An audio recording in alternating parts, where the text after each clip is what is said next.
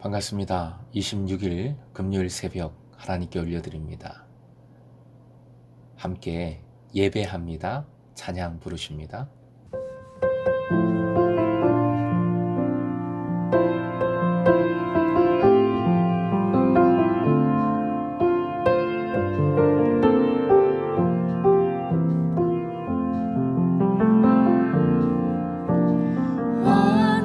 완전하신 나의 주 의의 길로 날 인도하소서.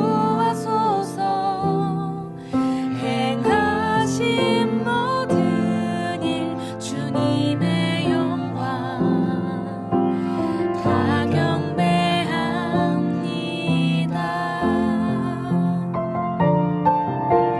완전하신 나의 주 의의 길로 날 인도하소서.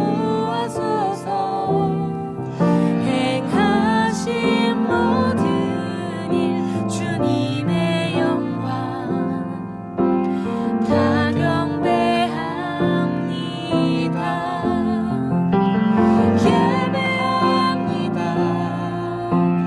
찬양합니다. 주님만 날 다스리소서. 예배합니다. 찬양합니다. 주님을로 높임 받으소서. 예배합니다. 찬양합니다. 주님만 날 다스리소서. 예배합니다. 찬양합니다. 주님을로 높임 받으소서. 오늘 말씀은 창세기 42장 26절부터 35절까지의 말씀입니다. 함께 읽겠습니다. 그들이 곡식을 나귀에 싣고 그곳을 떠났더니 한 사람이 여관에서 나귀에게 먹이를 주려고 자루를 풀고 본즉 그 돈이 자루 아기에 있는지라. 그가 그 형제에게 말하되 내 돈을 도로 넣었도다. 보라, 자루 속에 있도다. 이에 그들이 혼이 나서 떨며 서로 돌아보며 말하되 하나님이 어찌하여 이런 일을 우리에게 행하셨는가 하고, 그들이 가나안 땅에 돌아와 그들의 아버지 야곱에게 이르러 그들이 당한 일을 자세히 알리어 아뢰되 그 땅의 주인인 그 사람이 엄하게 우리에게 말씀하고 우리를 그 땅에 대한 정탐꾼으로 여기기로 우리가 그에게 이르되 우리는 확실한 자들이요 정탐꾼이 아니니이다. 우리는 한 아버지의 아들 12 형제로서 하나는 없어지고 막내는 오늘 우리 아버지와 함께 가나안 땅에 있나이다 하였더니 그 땅의 주인인 그 사람이 우리에게 이르되 내가 이같이 하여 너희가 확실한 자들임을 알리니 너희 형제 중에 하나를 내게 두고 양식을 가지고 가서 너희 집안의 굶주림을 구하고 너희 막내 아우를 내게로 데려오라. 그러면 너희가 정탐꾼이 아니요 확실한 자들임을 내가 알고 너희 형제를 너희에게 돌리리니 너희가 이 나라에서 무역하리라 하더이다 하고, 각기 자루를 쏟고 본즉 각 사람의 동문치가 그 자루 속에 있는지라. 그들과 그들의 아버지가 동문치를 보고 다 두려워하더니. 오늘의 기도 제목, 모든 상황 속에서 하나님을 경외할 때 새로운 은혜를 누리게 하소서. 모든 상황 속에서 하나님을 경외할 때 새로운 은혜를 누리게 하소서. 26절부터 28절까지 요셉의 형들이 지불한 돈이 또 자신들의 자루 속에 그대로 들어있는 것을 발견하고 얼이 빠질 정도로 당황합니다. 두려워합니다. 하지만 어찌할 수 없지요. 일단 귀양할 수밖에 없습니다. 29절 이하 요셉의 형들, 야곱의 아들들이 이집트에서 돌아와 자신들의 여행에 대해 야곱에게 보고하는 내용입니다. 일단 형들은 요셉을 이렇게 표현했습니다.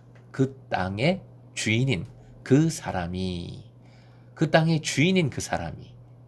요셉의 극강 권위를 표현한 것인데 지금 상황에 대하여 자신들이 어쩔 수 없었음을 어필하는 것이기도 하지만 궁극적으로 요셉의 꿈이 실현되었음을 잘 보여주는 표현이지요. 야곱의 아들들이 야곱에게 보고한 내용은 이렇게 정리를 해볼 수 있습니다. 첫째, 자신들이 정탐꾼으로 몰렸고, 둘째, 정탐꾼이 아님을 입증하기 위해서는 베냐민을 데리고 가야 하며, 셋째, 베냐민을 데리고 가야 잡혀있는 시므온이 살 수 있고, 넷째, 그렇게 하면 이집트에 자유로이 드나들면서 무역을 할 수 있다는 것입니다. 사실 야곱에게 좋지 않은 건 쏙 빼놓았어요. 자신들이 모두 사흘 동안 감옥에 갇혀 있었다는 사실, 아버지가 걱정할까봐 놀랄까봐 생략했습니다. 또한 시므온이 지금 옥에 갇혀 있는데 그 말도 생략했습니다. 대신에 총리가 자신들에게 너희 형제 중 하나를 내게 두라고 요청했다고만 표현했습니다. 마치 시므온이 요셉의 손님으로 있는 듯한 뉘앙스를 풍긴 겁니다. 또한 베냐민을 데려오지 못하면 자신들을 처형하겠다고 한 요셉의 엄중한 경고도 생략했습니다. 될 수 있는 대로 부드럽게 아버지에게 얘기했고 이집트에 이제는 마음대로 드나들 수 있을 것임을 강조했습니다. 35절, 하지만 각 사람의 자루에서 돈이 나왔으므로 모든 이야기는 의심받게 됩니다. 35절 하반절, 그들과 그들의 아버지, 즉 야곱의 아들들과 야곱이 동문치를 보고 다 두려워했다고 합니다.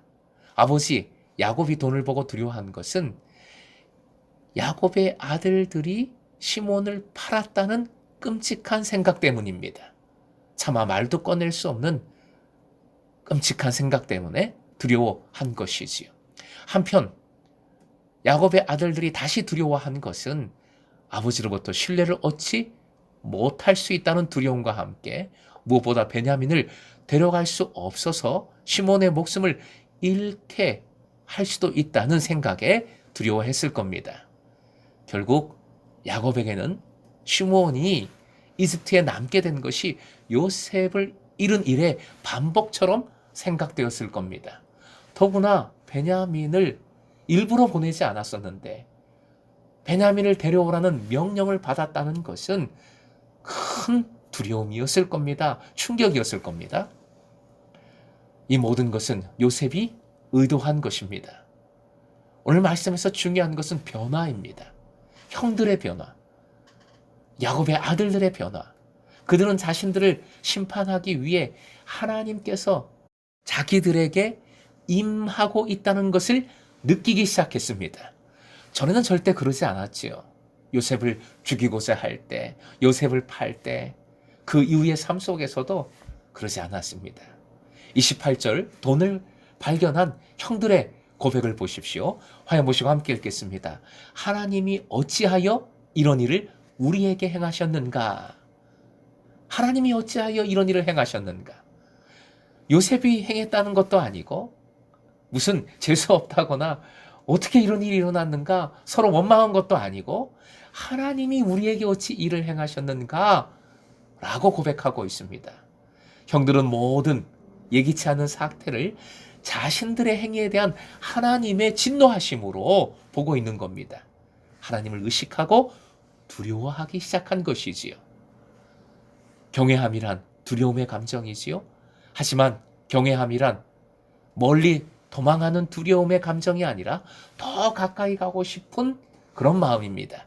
정말 사랑하여서 그저 그분을 존경하고 그저 그분 앞에 조심하여 머리를 조아리는 그런 모습입니다.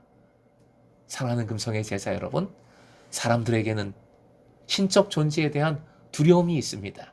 안 좋은 일이 생겼을 때 내가 죄졌나? 그런 감정이 들지요. 하지만 찐 신앙은, 믿음은 감정적인 것이 아니라 확고한 관계입니다. 그것이 바로 경외심이지요. 고람되어 하나님 앞에 서 있다는 의식입니다. 범사에 하나님을 인정하십시오. 내가 하나님 앞에 있음을 깨달아 하나님만을 경외하십시오. 그래서 모든 상황 속에서, 즉 잘 될 때이든 안 될 때이든 기뻐할 때이든 눈물 흘릴 때이든 하나님의 인도하심을 신뢰하며 주님만을 경외하여 주님의 새로운 역사를 발견하는 여러분 되시길 주님의 이름으로 축원드립니다.